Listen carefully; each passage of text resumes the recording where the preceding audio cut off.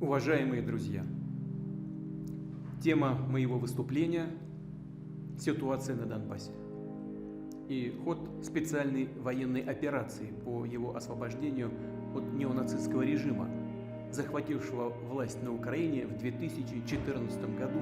В результате 77 warga Amerika Serikat akan dikenakan sanksi Rusia, termasuk beberapa gubernur negara bagian, departemen federal, dan perusahaan yang terlibat dalam pasokan senjata ke Ukraina. Mereka dijatuhi sanksi pribadi oleh Moskow. 77 orang itu tidak boleh masuk ke Rusia secara permanen.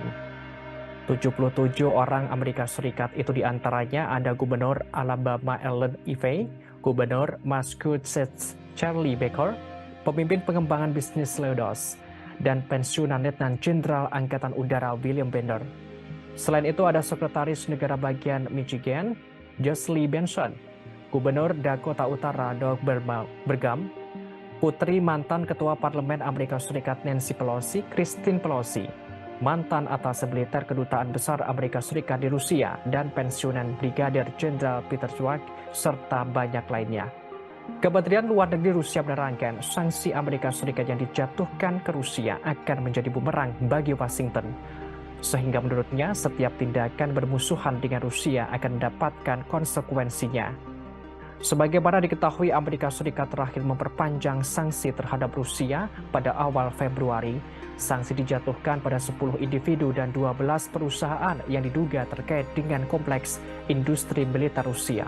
Selain itu, pada akhir Januari, Washington memasukkan sejumlah pejabat pemerintahan Rusia masuk dalam daftar sanksi. Di antaranya Menteri Perindustrian dan Perdagangan Rusia Denis Manturov dan Kepala Tatarstan Rustam Minikhanov, serta 531 tentara Rusia. Seperti diketahui sebelumnya, sejak dimulainya operasi khusus di Ukraina, negara-negara Barat meningkatkan tekanan sanksi terhadap Moskow.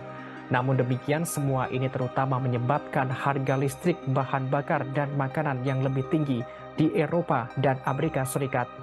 Seperti yang dicatat oleh Vladimir Putin, tindakan sanksi memberikan pukulan serius bagi seluruh ekonomi global. Menurutnya, tujuan utama Amerika Serikat dan sekutunya adalah memperburuk kehidupan jutaan orang.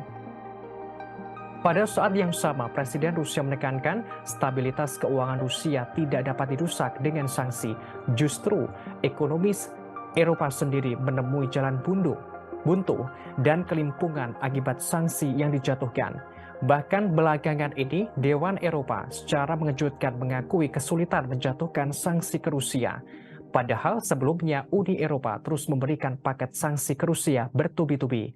Hal ini disampaikan oleh Presiden Dewan Eropa, Michel.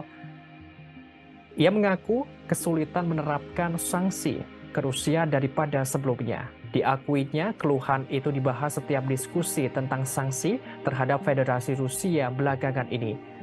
Kini Uni Eropa akan terus mempertimbangkan babak baru sanksi anti-Rusia. Sebelumnya, Presiden Dewan Eropa Charles Michel berkunjung ke Kiev, Ukraina pada bulan lalu. Di sana ia bertemu dengan Volodymyr Zelensky dan beberapa pejabat tinggi Ukraina. Mereka membahas kerjasama Uni Eropa-Ukraina dalam konteks perang agresi Rusia yang diluncurkan pada Februari tahun lalu. Dalam pidatonya, Michel menuturkan tidak akan ada Eropa yang bebas tanpa Ukraina yang bebas. Sejak pecahnya perang Rusia di Ukraina, Uni Eropa dengan tegas mendukung Ukraina.